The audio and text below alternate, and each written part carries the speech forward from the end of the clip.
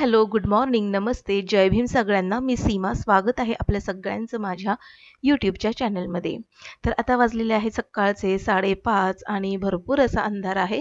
वातावरण मस्त थंडगार आहे आणि मला असं वाटतं आता हिवाळा सीझन सुरूच होईल. पाऊस आता परतीच्या मार्गावर आहे. तर आता ना इथे तुम्हाला थोडीशी स्क्रीन माझी ब्लर दिसतीये, कारण की इथे ना मी जवळपास 3 ते 4 अलार्म लावून ठेवलेले. तर एका अलार्ममध्ये जर मी उठले नाही तर दुसरा अलार्म असावा म्हणून. तर इथे गवारीची भाजी करतीये मी. तर गवार छान भाजून घेतली आणि ती आता पाण्यामध्ये घालून घेते.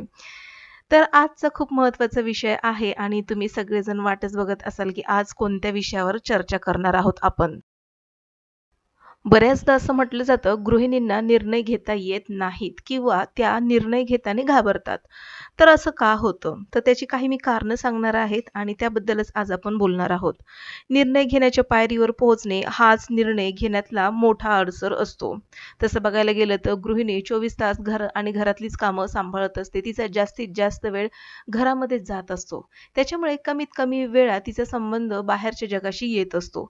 अशा ज्या काही गृहिणी आहेत, तर त्यांना निर्णय घेण्यामध्ये थोडासा अडथळा निर्माण होतो किंवा त्या घाबरल्या जातात.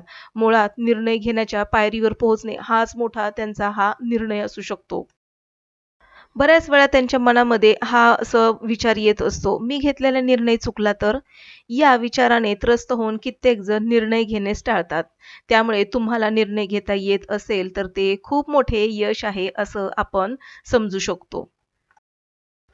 निर्णय घेत असताना गृहिणी घाबरतात, कारण की त्यांना असं वाटतं निर्णय चुकला तर खूप काही असं मला ऐकावं लागेल वगैरे.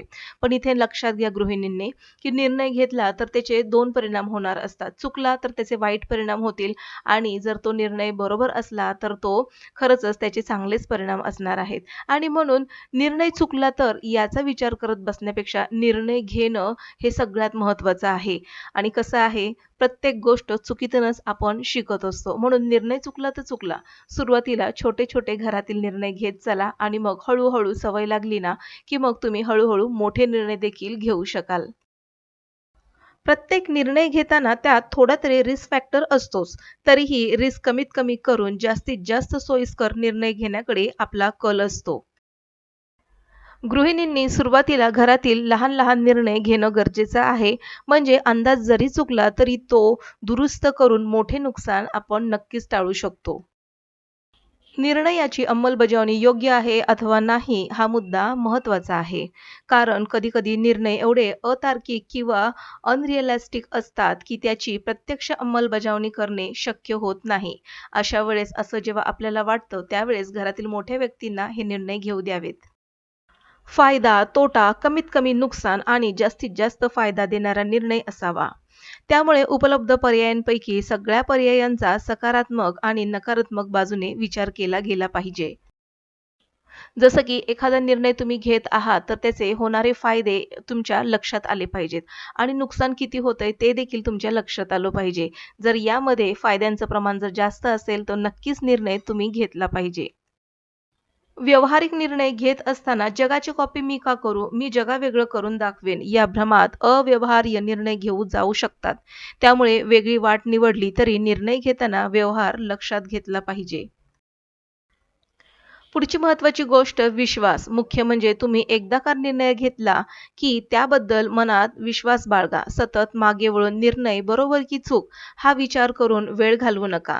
घेतलेला निर्णय योग्यच ठरला पाहिजे या उर्मीतून प्रयत्न करत राहा. महत्त्वाचं म्हणजे जेव्हा आपण निर्णय घेत असतो, तर निर्णय घेणं हे तुम्हाला जितकं सोपं वाटतंय, तर ते निर्णय घेत असताना जरा तुम्ही सल्ले देखील घेत चला. जसं की सल्लागार काळजीपूर्वक निवडा. एकच सल्लागार असावा असंही काही नाहीये. वेगवेगळ्या ठिकाणी तुम्ही वेगवेगळे सल्ले घेऊ शकता. मात्र एकाच प्रश्नासाठी अनेकांना सल्ला मागून स्वतः कन्फ्यूज होऊ नका. तसेच सल्ला घेतला तरी तुमचे स्वतःचे मत आणि अंतर्मन यांचा कौलसुद्धा लक्षात घ्या. आणि सगळ्यात महत्त्वाचं, निर्णय घेण्यात दिरंगाई म्हणजेच उशीर करू नका. गांभीर्य लक्षात घेऊन तातडीने निर्णय घ्या. उशिरा घेतलेला योग्य निर्णय सुद्धा कधी-कधी पश्चातापाचं कारण होऊ शकतो.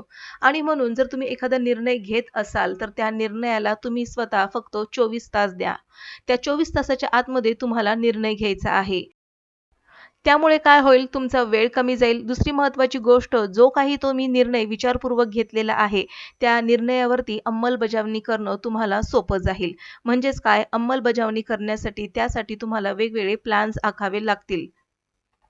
त्याचवेळी तुम्ही घेतलेले निर्णय हे 80 ते 90% सक्सेस होण्याचे चान्सेस असतात. आणि असं अजिबातच गृहिणींनी समजू नये, कारण की तुमच्यापेक्षा पण जगामध्ये भरपूर सारी माणसं होऊन गेलेली आहेत, की त्यांचे निर्णय घेताना बरेचसे निर्णय चुकलेले देखील आहेत. परंतु त्या चुकलेल्या निर्णयातून त्यांना खूप काही शिकायला मिळालेलं आहे. त्यांच्यामध्ये एक प्रकारचा आत्मविश्वास दिसून येतो. कोणत्या चुकीमुळे निर्णय चुकला यावरून देखील पुढच्या वेळेस निर्णय घेताना या निर्णयाचा फायदा होऊ शकतो. आणि म्हणून गृहिणींना मला एकच सांगणं आहे, की निर्णय घेत असताना अजिबात घाबरू नका. जर तुम्हाला निर्णय घेताना त्याचं धाडस जर होत नसेल निर्णय घेण्याचं, तर तुम्ही घरातील लहान-लहान निर्णय घेत चला. हळू तुम्हाला या गोष्टीची सवय होईल आणि मग हळू तुम्ही घरातील मोठे निर्णय देखील घेऊ शकाल. परिणामी वेळप्रसंगी बिकट परिस्थितीमध्ये देखील गृहिणी खंबीरपणे उभी राहू शकते. कारण तिला आता विश्वास वाटू लागतो, की मी आता योग्य निर्णय घेऊ शकते. आणि म्हणून महत्त्वाच्या अशा काही गोष्टी ज्या मला गृहिणींना सांगाव्याशा वाटतात.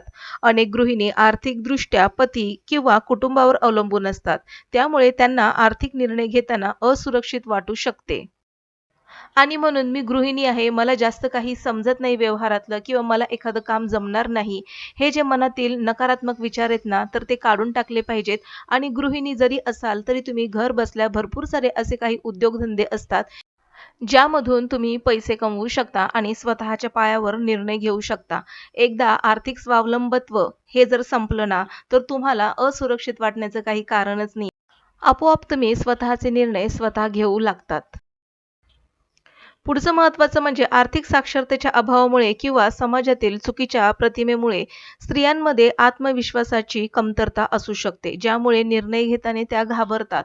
आणि म्हणून घरामध्ये प्रत्येक काही जी गोष्ट वगैरे होत असेल, तर त्यामध्ये तुमचा सहभाग दाखवा. त्यामध्ये तुमची निर्णय क्षमता दाखवा. तुमचे विचार व्यक्त करत चला. त्यावेळेस तुम्हाला निर्णय घेताना अजिबातच अडथळा वगैरे येणार नाही आणि स्वतःमध्ये आत्मविश्वास येत जाईल. जसं मघाशी म्हटल्याप्रमाणे बऱ्याच गृहिणींना असं वाटतं, निर्णय चुकीचा ठरू नये अशी भीती त्यांच्या मनामध्ये असते किंवा चुकीच्या निर्णयातून येणारी टीका व अपमान सहन करण्याची तयारी नसते. त्यामुळे गृहिणी निर्णय घ्यायला घाबरतात. परंतु हे एक लक्षात ठेवा, की निर्णय घेतला तर त्याचे 2 परिणाम होऊ शकतात. एक तर बरोबर निर्णय होऊ शकतो किंवा चुकीचा निर्णय होऊ शकतो. बरोबर निर्णय झाला तर फायदाच आहे आणि चुकीचा निर्णय जरी झाला तरी त्यातून खूप काही शिकण्यासारखं आहे. त्यामुळे इतकं काही घाबरून जाण्याची गरज नाहीये. निर्णय घेत असताना काही गोष्टी खूप लक्षात ठेवण्यासारख्या आहेत. जसं की पैशाचं व्यवस्थापन कसं करावं, गुंतवणूक कशी करावी, त्याचं ज्ञान, महत्त्वाची माहिती कुठून घ्यायची, ह्या सगळ्या गोष्टींची माहिती आपल्याला असणं खूप गरजेचं आहे. कोणत्याही निर्णयात चुका होऊ शकतात. या गोष्टीचा स्वीकार करून चुकांमधून शिकत पुढे जाणे हे महत्त्वाचं आहे. आणि सगळ्यात महत्त्वाचं, कुटुंब आणि समाजाने गृहिणींच्या निर्णयांना पाठिंबा देणे खूप महत्त्वाचं आहे. तर याची सुरुवात बाहेरून करण्यापेक्षा आपल्याच घरातून आपण करूया. तर असो, असा होता आजचा व्लॉग. आजचा व्लॉग जर 1% जरी आवडल्यास नक्कीच लाईक करा, सबस्क्राईब करून बेल आयकॉन प्रेस करा. भेटू पुन्हा, तोपर्यंत बाय.